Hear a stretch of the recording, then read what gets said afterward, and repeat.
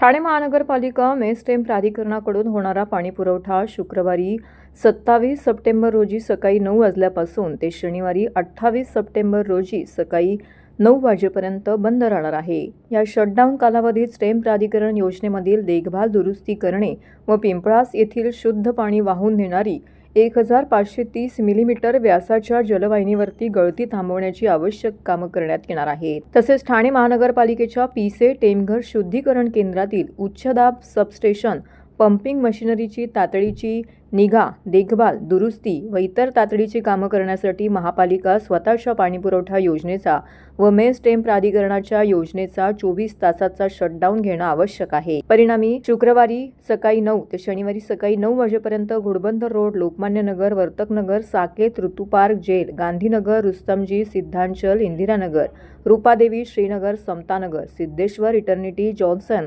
मुंब्रा व कळव्याच्या काही भागात 24 तासांसाठी पाणीपुरवठा पूर्ण बंद राहील।